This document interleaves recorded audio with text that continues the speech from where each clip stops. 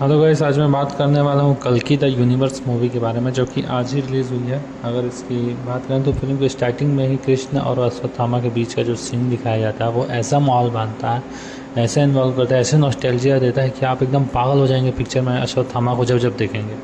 तो स्टार्टिंग के माहौल बनने के बाद से ही फिर फिल्म आपको बहुत पसंद आने लगेगी। और इसके बाद जब धीरे धीरे प्रभास की एंट्री होती है, फिर शहर का माहौल बिल्डअप होता है, वो देखने में काफ़ी अच्छा माहौल अच्छा लगता है। प्रभास की स्टोरी जो आती है वो कुछ खास नहीं रहती, लेकिन जब जब अश्वत्थामा आते हैं बहुत मज़ा आएगा।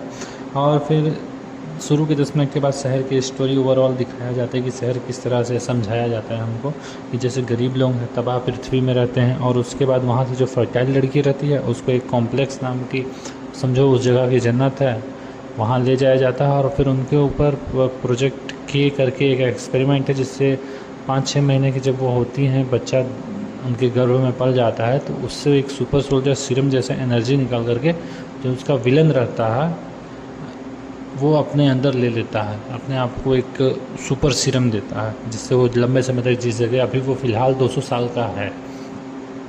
अब अगर बात करें कैरेक्टर की, तो दीपिका पादुकोण का जो कैरेक्टर है वो कॉम्प्लेक्स में ही काम करती है, मतलब वो गर्भवती महिलाओं को देखती है। उसके ऊपर भी प्रोजेक्ट के अप्लाई किया गया था, लेकिन शुरू में उसके रिजल्ट नेगेटिव आए, लेकिन समहाउ वो प्रेग्नेंट है और ये बात किसी को पता नहीं है, और जैसे तैसे वो 5 महीने क्रॉस कर लेती है और फिर वहाँ से स्केप करती है, क्योंकि उसी के अंदर जो है वो कल्कि अवतार यानी कि भगवान का अंश है। और वो वहाँ से धीरे से जैसे तैसे निकलती है। और अगर फिर अब दूसरे कैरेक्टर में है प्रभास का भैरवा, तो ये एक बाउंटी हंटर है जो कि पैसों के लिए लोगों को पकड़ता है, चीज़ों को पकड़ता है, खोज के लाता है, यही सब काम है। और इसकी एक गाड़ी है बुज्जी, जो कि आपको एक्शन सीन में बहुत माहौल देगी।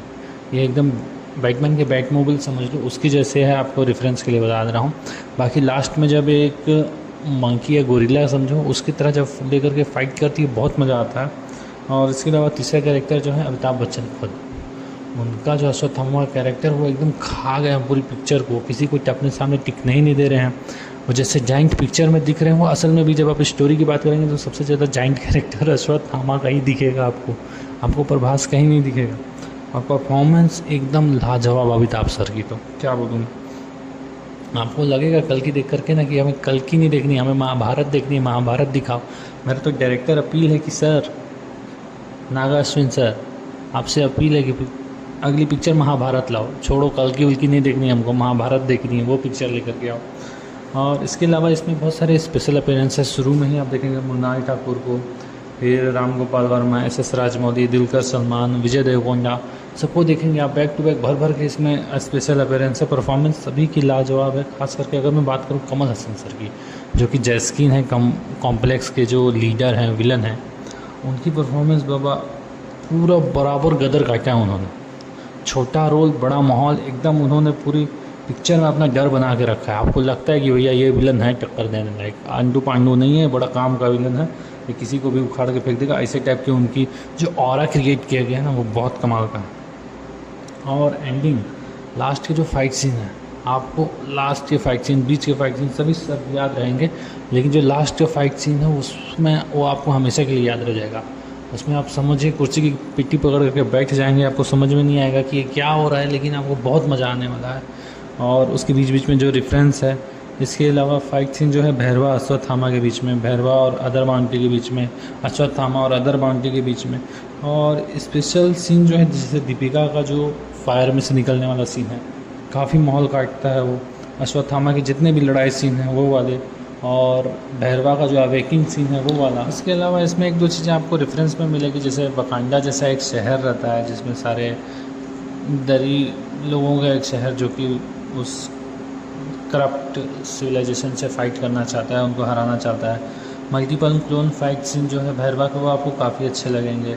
फाइट में देखें आसपास की चीज़ों का यूज किया गया है, जैसे अगर लकड़ी पड़ा है उसका इस्तेमाल करा है, छड़ पड़ा है उसका इस्तेमाल करा है, आसपास दीवार है, धूल है, मिट्टी, तो सबका इस्तेमाल करा गया, जो कि फाइट सीन को थोड़ा ओरिजिनल वे देता है। और अगर नेगेटिव की बात मैं करूँ तो कुछ कॉमेडी सीन जो है वो बेकार हैं, और जो कॉम्प्लेक्स के अंदर जो पूरा गाना होता है वो पूरा का पूरा बेकार है। और अगर एक मेन बात कहूँ, डायरेक्टर ने अपॉर्चुनिटी मिस नहीं करी है, तो हम भी अपॉर्चुनिटी मिस नहीं करेंगे। इस फिल्म को आप सभी से रिकमेंडेशन है मेरा और सब सभी से रिक्वेस्ट भी है कि ज़्यादा से ज़्यादा जा कर के थिएटर में देखें, फैमिली के साथ देखें।